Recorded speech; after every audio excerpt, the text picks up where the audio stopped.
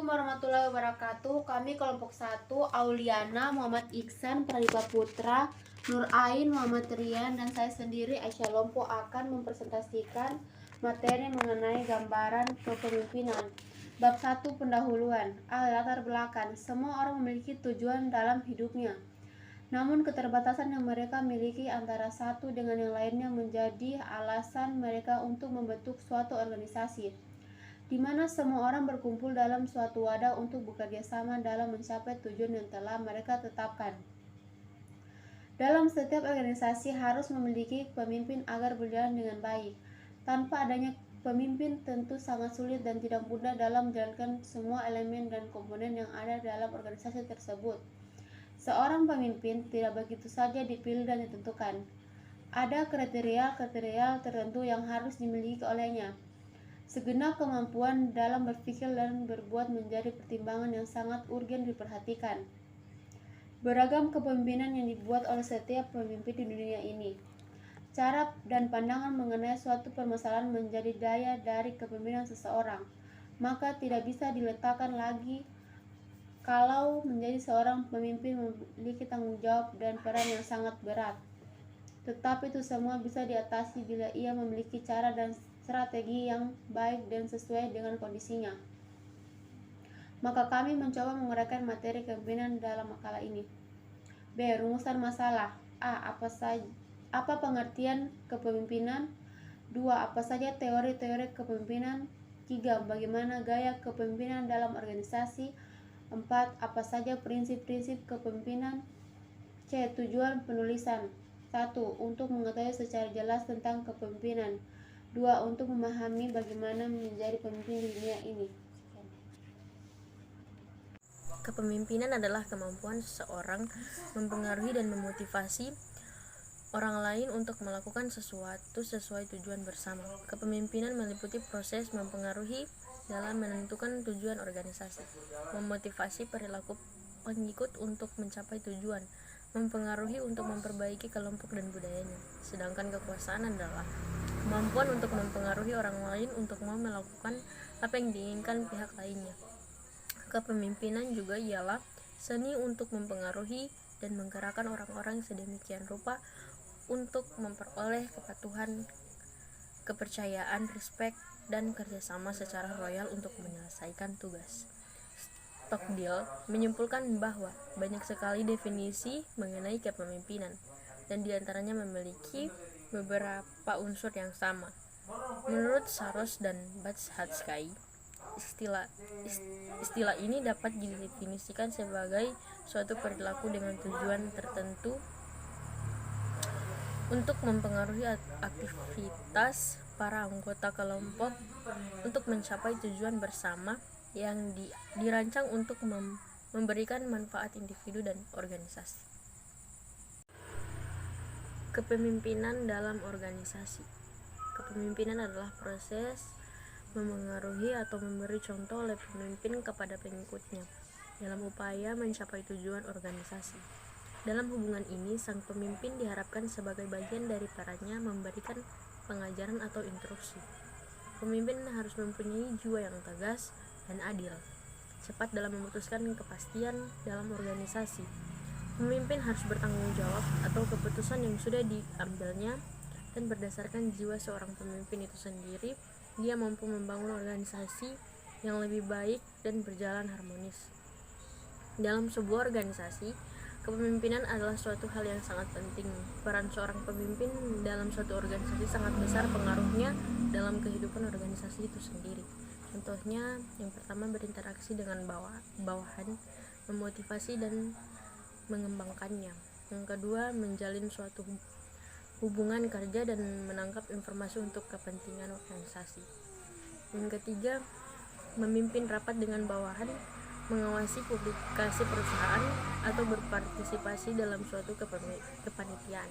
Yang terakhir, mampu mengatasi masalah, terutama ketika organisasi sedang dalam keadaan menurun. Kepemimpinan adalah proses memengaruhi atau memberi contoh oleh pemimpin kepada pengikutnya dalam upaya mencapai tujuan organisasi. Cara alamiah Mempelajari kepemimpinan adalah melakukannya dalam kerja dengan praktik seperti pemegangan pada seorang seniman ahli, pengrajin, atau praktisi. Dalam hubungan ini, sang ahli diharapkan sebagai bagian dari perannya memberikan pengajaran atau instruksi. Kepemimpinan adalah kemampuan seorang mempengaruhi dan memotivasi orang lain untuk melakukan. Berdasarkan definisi-definisi di atas, kepemimpinan memiliki beberapa implikasi, antara lain. Yang pertama, kepemimpinan berarti melibatkan orang atau pihak lain, yaitu para karyawan atau bawahan. Para karyawan atau bawahan harus memiliki kemauan untuk menerima arahan dari pemimpin. Walaupun demikian, tanpa adanya karyawan atau bawahan, tidak akan ada pimpinan. Yang kedua, seorang pemimpin yang efektif adalah seorang yang dengan kekuasaannya mampu menggugah pengikutnya untuk mencapai kinerja yang memuaskan. Para pemimpin dapat menggunakan bentuk-bentuk kekuasaan atau kekuatan yang berbeda untuk mempengaruhi perilaku bawahan dalam berbagai situasi. Yang terakhir, kepemimpinan harus memiliki kejujuran terhadap diri sendiri, sikap bertanggung jawab yang tulus, pengetahuan, keberanian, bertindak sesuai dengan keyakinan, kepercayaan pada diri sendiri dan orang lain, dan kemampuan untuk meyakinkan orang lain dalam membangun organisasi. Masuk ke teori kepemimpinan. Jadi yang pertama itu teori kepemimpinan sifat. Analisis ilmiah tentang kepemimpinan berangkat dari pemusatan perhatian pemimpin itu sendiri.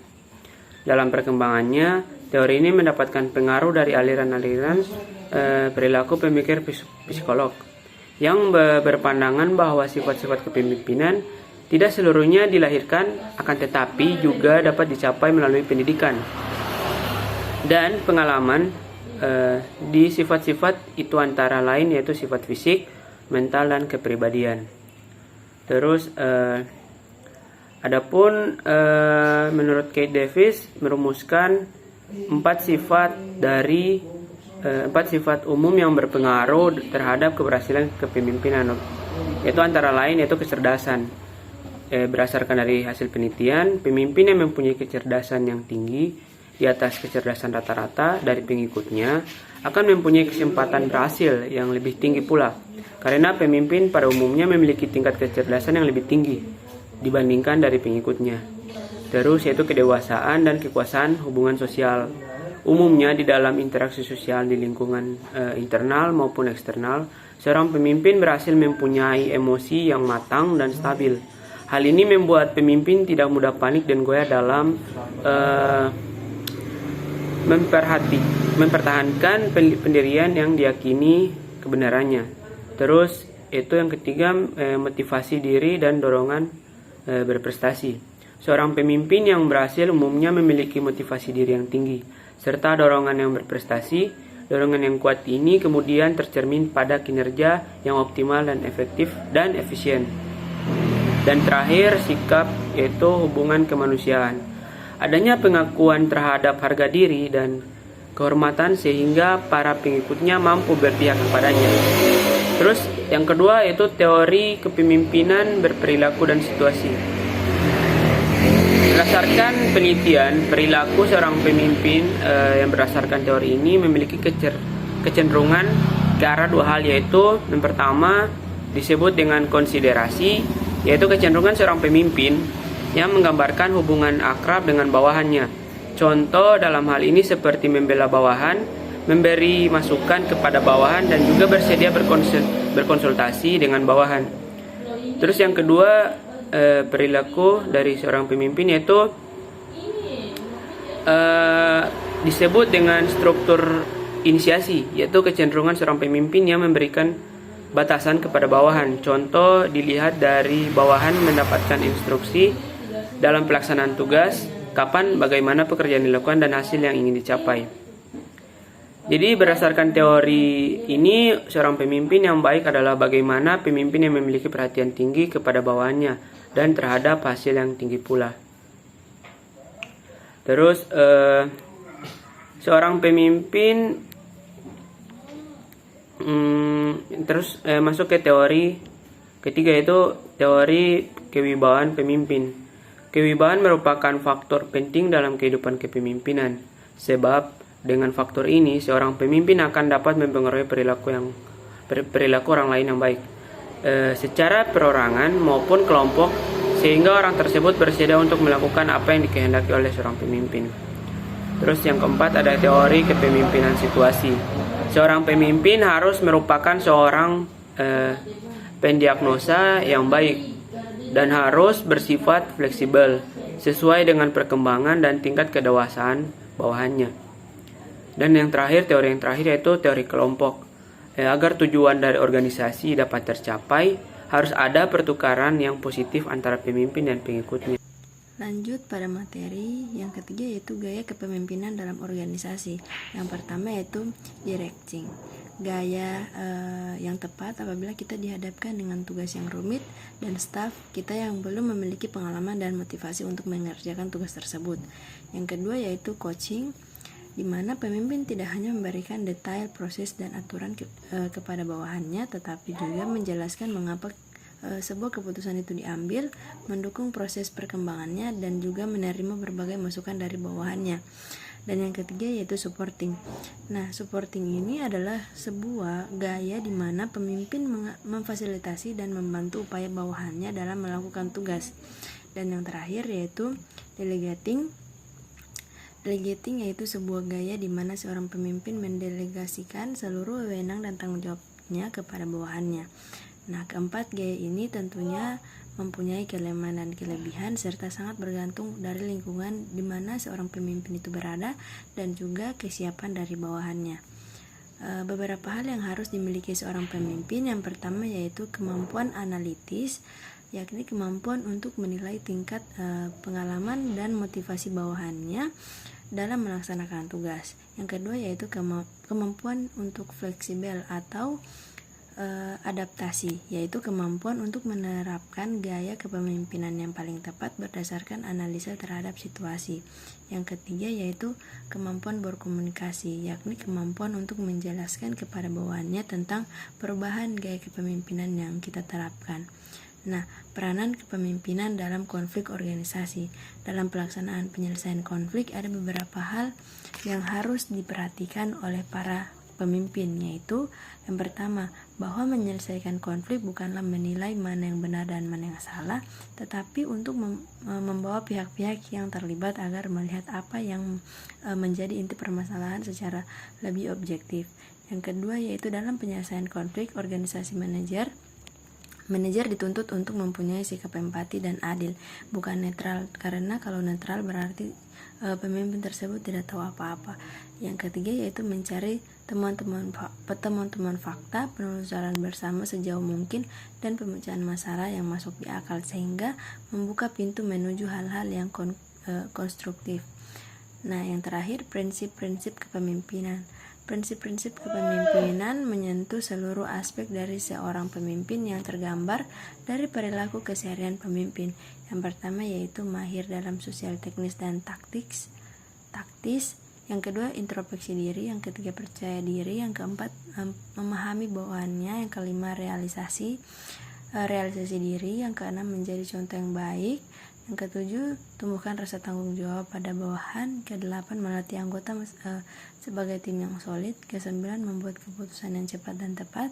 10 mengomando bawahan dan yang ke-11 yaitu bertanggung jawab terhadap apa yang ia lakukan. Masuk pada kesimpulan, dalam suatu organisasi tidak dapat dilepaskan dengan seorang pemimpin. Seorang pemimpin pasti memiliki suatu hal yang istimewa dibandingkan dengan anggota yang lain.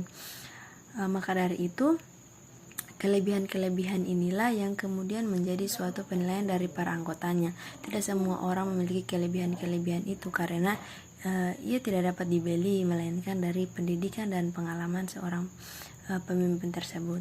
Seorang pemimpin harus mampu menjalankan tugasnya secara baik, semua anggota merasa diperdayakan dan memberikan haknya secara maksimal. Semua rencana dijalankan dengan sesuai prosedur yang baik. Itulah beratnya menjadi seorang pemimpin, di mana semua tumpuan dan harapan berada di tangannya. Demikian presentasi dari saya. Apabila ada kekurangan mohon dimaafkan. Wabillahi taufiq wal hidayah. Wassalamualaikum warahmatullahi wabarakatuh.